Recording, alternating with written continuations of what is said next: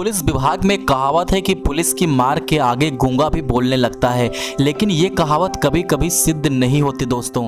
ऐसी परिस्थितियों में पुलिस अन्य तरीकों का भी सहारा लेती है। इसी एक तरीके में शामिल है नार्को टेस्ट। आइए आज के इस वीडियो में हम जानते हैं कि नार्को टेस्ट क्या होता है, तथा साथ ही साथ ये भी जानेंगे कि नार्को टेस्ट करने से पहले व्यक्ति का परीक्षण क्यों जरूरी होता है, और इस वीडियो में सीखेंगे कि नार्को टेस्ट कैसे किया जाता है और नार्को टेस्ट करने के लिए कौन से कानून बनाए गए हैं, इसके बारे में हम लोग बात करने वाले हैं। तो सबसे पहले नार्को टेस्ट क्या होता है, आइए इसको देखते हैं। इस टेस्ट को अपराधी व्यक्ति से सच उगलवाने के लिए किया जाता है। इस टेस्ट को फॉरेंसिक एक्सपर्ट, जांच अधिकारी, डॉक्टर और मनोवैज्ञानिक आदि की मौजूदगी में किया जाता है।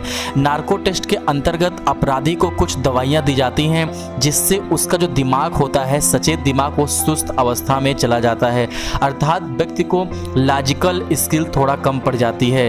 कुछ अवस्थाओं में व्यक्ति बेहोशी की अवस्था में भी पहुंच जाता है, जिसके कारण सच का पता नहीं चल पाता है।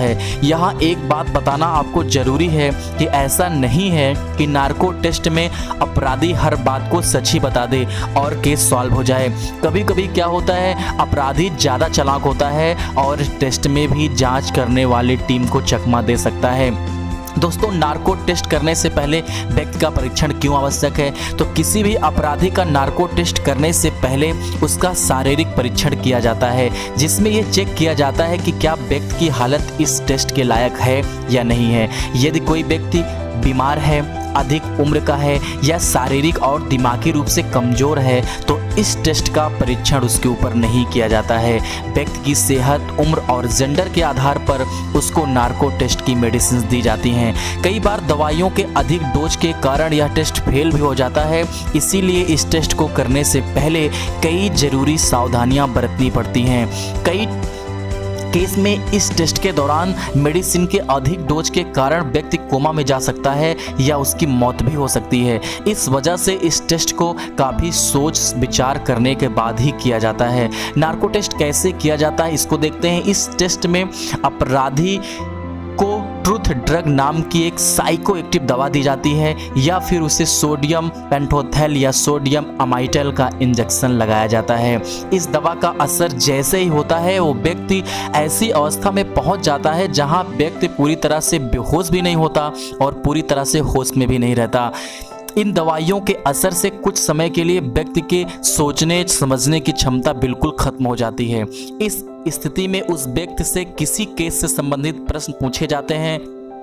क्योंकि इस टेस्ट को करने के लिए व्यक्ति के दिमाग की तार्किक रूप से घुमा फिराकर सोचने की क्षमता खत्म हो जाती है, इसलिए इस बात की पॉसिबिलिटीज़ बढ़ जाती हैं कि व्यक्ति जिस अवस्था में है उस अवस्था में वो सच ही बोलेगा।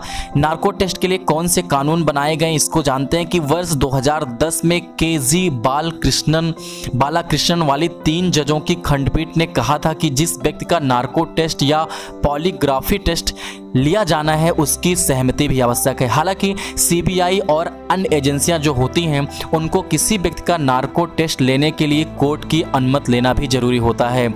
आपको बताते चलें कि झूठ बोलने के लिए ज़्यादा दिमाग की आवश्यकता होती है, जबकि सच बोलने के लिए कम दिमाग का इस्तेमाल होता है, क्योंकि जो सच होता है वो आसानी से बिना किसी ज़बरदस्ती, बिना किसी ज़्यादा दिमाग पर जोर दिए बाहर आ जाता है। लेकिन झूठ बोलने के लिए दिमाग को इस्तेमाल करते हुए घुमा फिरा के बात बनानी पड़ती है। इस टेस्ट में व्यक्ति से सच ही नहीं उगलवाया जाता, बल्कि उसके शरीर की प्रतिक्रिया भी देखी जाती है। कई केस में सिर्फ यही पता करना होता है कि व्यक्ति उस घटना से कोई संबंध रखता भी है या नहीं रखता। ऐसे केस में व्यक्ति को कंप्यूटर स्क्रीन के सामने लिटाया जाता है और उसे कंप्यूटर स्क्रीन पर विजुअल दिखाए जाते हैं।